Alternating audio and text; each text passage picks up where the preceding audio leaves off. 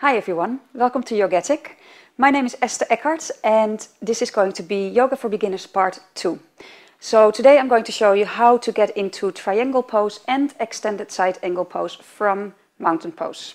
Okay, so we stand in mountain pose. As you can see, I've got a block placed on the outside at the back on the right side of the mat. Okay, from Tadasana, on an in-breath you take a big step back with your right foot and then you pivot over the heels so both feet are pointing to the wall on that side. So your right foot is totally out and your left foot is slightly about 45 degrees in. Breathing in, you place the block on the outside of your right foot. If you've got a block, you do not have to do this with block. It's just for a beginner sometimes handy. Inhaling.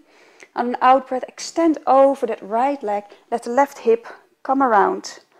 And then bring the right arm down on the block and on the left arm up.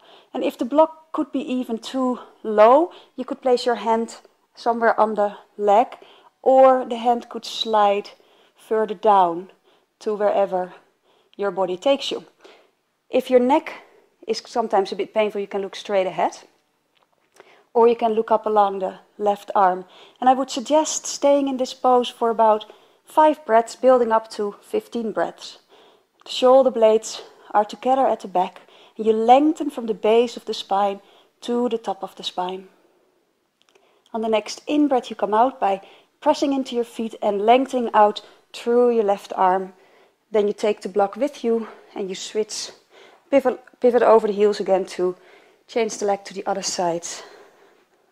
Breathing in, arms out again, and exhaling, leaning forward, reaching, and on an out breath bring the left arm down and the right arm up. And again, you can use the block if you want to.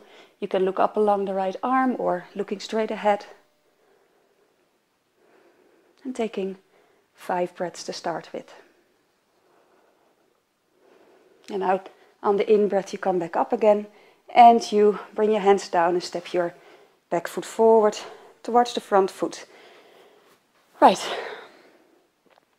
Then we're going to do extended side angle pose. So it's the same way. On the in-breath again, you take a big step back with your right foot. You could take the block with you again. Pivot over the heels and both feet are pointing that way.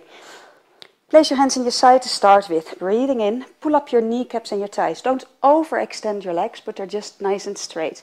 And on an out breath, you bend into that front leg. Keep your knee right over the heel, the ankle, and in line with the toes. First 2 toes, and you pull up that back leg nice and strong. Inhaling, and on an out breath you can place your hand on the block. The block is right underneath the shoulder, or your forearm on the leg like this. And then bring your left arm up. And if you're really flexible, you can also sink as far down to place your hands on the floor, or bring the block down a notch. And then you can also bring that left arm next to the face. And you can look up under the arm to the ceiling or look straight ahead again. So few things to watch is that you really keep that knee in line with the toes and nicely extend, press the outside of your left foot into the floor, extend out to the fingertips and feel that stretch along the left side of the body. Inhaling and come back up. Changing the orientation of your feet again. Bring the block with you if you want. Breathing in, on an out breath, bend into that front knee again. Nice and low if you can.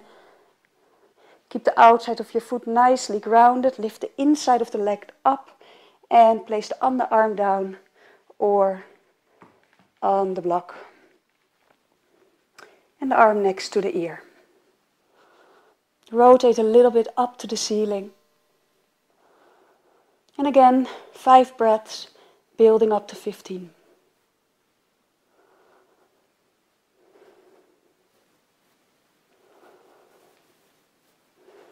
On the next in-breath, come back up. Turn to face the center of the room again and step your back foot forward. And that was it. There were 2 very beginning poses again for you to practice. Thanks for joining me and watch out for part number 3.